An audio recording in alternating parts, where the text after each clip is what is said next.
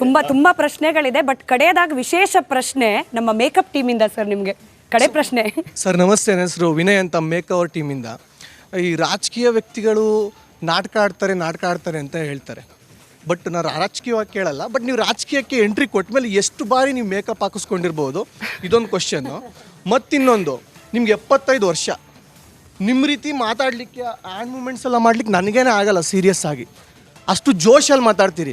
ನಿಮ್ಮ ವಾಯ್ಸ್ ಯಾವಾಗಲೂ ಅಷ್ಟೇ, 10 ಜನ ಕ್ವಶನ್ ಕೇಳಲಿ, 100 ಜನ ಕ್ವಶನ್ ಕೇಳಲಿ, ನಿಮ್ಮ ಟೆಂಪೋ ಹಾಗೇ ಇರುತ್ತೆ, ಇಳಿಯಲ್ಲ ನಿಮ್ದು. ಆ್ಯಕ್ಚುಲಿ ವಿಧಾನಸೌಧದಲ್ಲೂ ಅಷ್ಟೇ, ಎಲ್ಲೋ ಪತ್ರಿಕಾಗೋಷ್ಠಿಯಲ್ಲೂ ಅಷ್ಟೇ ಅದ್ಭುತವಾಗಿ ನೀವು ಆ ಟೆಂಪೋ ಹಾಗೆ ಮ್ಯಾನೇಜ್ ಮಾಡ್ತೀರಿ ಸರ್. ನಮ್ಗೆ ಆಗಲ್ಲ ಆ್ಯಕ್ಚುಲಿ. ನಮ್ಗೆ 32-33 ವರ್ಷ, ನನಗೆ ಆ್ಯಕ್ಚುಲಿ ನನಗೇನೆ ಆಗಲ್ಲ. ಈ ವಾಯ್ಸ್ ಬರ್ತಾ ಇದೆ ಅಂದರೆ ನೀವು ಇದ್ದೀರನ್ನೋ ಕಾರಣಕ್ಕೆ ಈ ವಾಯ್ಸ್ ಬರ್ತಾ ಇರೋದು ಆ್ಯಕ್ಚುಲಿ ನನಗೆ.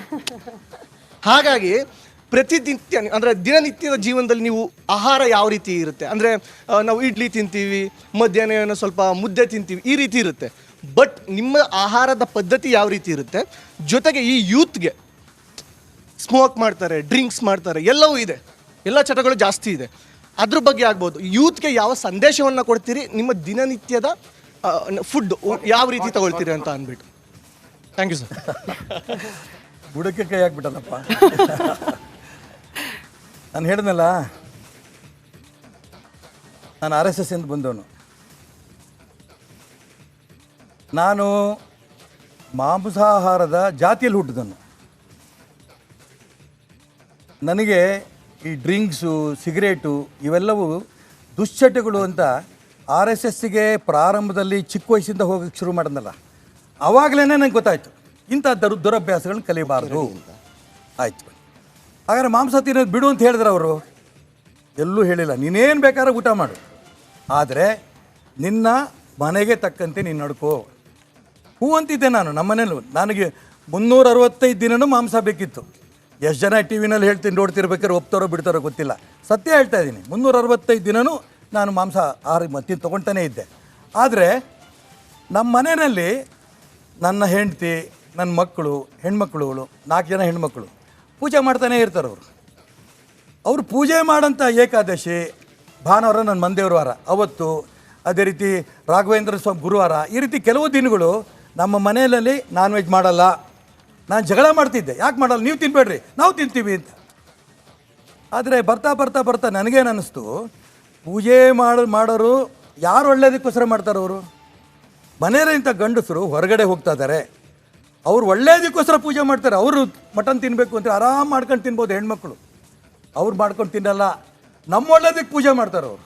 ನನಗೆ ಅನ್ನಿಸ್ತಾ ಬಂತು, ನಮ್ಮ ಒಳ್ಳೇದಕ್ಕೆ ಅವ್ರು ಮಾಡ್ತಿರ್ಬೇಕಾರೆ ಕನಿಷ್ಠ ನನ್ನ ಮನದೇವ್ರ ವಾರ ಗುರುವಾರ ಅವತ್ತಾರ ಯಾಕೆ ಬಿಡಬಾರ್ದು ಅಂತ ಅನಿಸಿ ಗುರುವಾರ ಬಿಟ್ಟೆ. ಅದೇ ಮೊದಲು ದೊಡ್ಡ ತಪ್ಪೇನೋ ನಾನು ಮಾಡಿದ್ದು.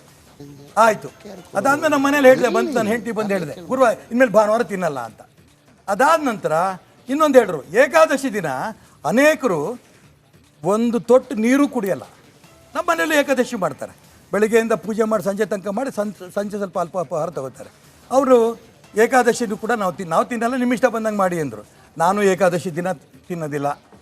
ಅದಾದ ನಂತರ ಸೋಮವಾರ ಧರ್ಮಸ್ಥಳ ಮಂಜುನಾಥನ ವಾರ, ಗುರುವಾರ ರಾಘವೇಂದ್ರ ಸ್ವಾಮಿ ವಾರ, ಭಾನುವಾರ, ಈಗ 3 ದಿನ ನಾನು ಬಿಡ್ತಾ ಇರೋದು. ಮತ್ತು ಏಕಾದಶಿ, ಹುಣ್ಣಿಮೆ ಎಲ್ಲ ಬಿಡಿಸ್ತಾರೆ, ಪ್ರಶ್ನೆ ಬೇರೆ. ನಾನು ಯಾತಕ್ಕೆ ಬಿಟ್ಟೆ ಅಂತಂದರೆ ಮಾನವೀಯತೆ. ನಾನು ಯಾರೂ ಬಲವಂತ ಮಾಡಲಿಲ್ಲ. ಈ ದಿನ ಇದು ಒಂದು ರೀತಿಯ ಮಾಂಸಾಹಾರ ಅಂದರೆ ರಾಕ್ಷಸಿ ಆಹಾರ ಅಂತ ಸಾರ್ವಜನಿಕವಾಗಿ ಇರೋದು. ಸಸ್ಯಾಹಾರ ಬೇಕು ಅಂತ ಇವತ್ತು ಇಡೀ ಪ್ರಪಂಚದಲ್ಲಿ ಭಾರತೀಯ ಸಂಸ್ಕೃತಿ ಒಪ್ತಾ ಇರೋಂಥ ಜನ ಮಾಂಸಾಹಾರ ಬಿಟ್ಟು ಸಸ್ಯಾಹಾರ ಕಡೆ ಬರ್ತಾ ಇದ್ದಾರೆ.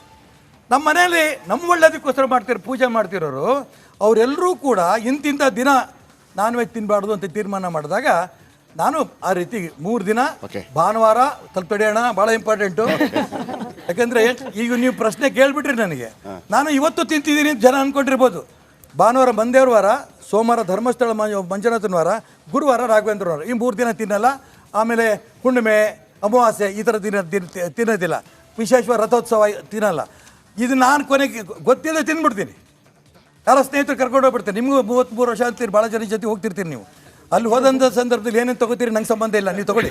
ನಾನು ಮಾತ್ರ ಬೆಳಿಗ್ಗೆ ನನ್ನ ಮನೆಯವ್ರಿಗೆ ಹೇಳ್ತೀನಿ, ಯಾವತ್ತು ಮಾಂಸ ಅಕಸ್ಮಾತ್ ಈ ಸೋಮವಾರ, ಗುರುವಾರ ಮತ್ತು ಭಾನುವಾರ ಇದು ಬಿಟ್ಟು ಬೇರೆ ಏಕಾದಶಿ ಅವೆಲ್ಲ ಬಂದುಬಿಡ್ತಾ ಗೊತ್ತಿರಲ್ಲ, ನೀವು ಬೆಳಿಗ್ಗೆ ನನಗೆ ಫೋನ್ ಮಾಡಿ, ಇವತ್ತು ಏಕಾದಶಿ ನಿಮ್ಮ ಇಷ್ಟ ಬಂದ ನೀವು ಮಾಡಿ, ಅವತ್ತು ನಾನು ತಿನ್ನಲ್ಲ.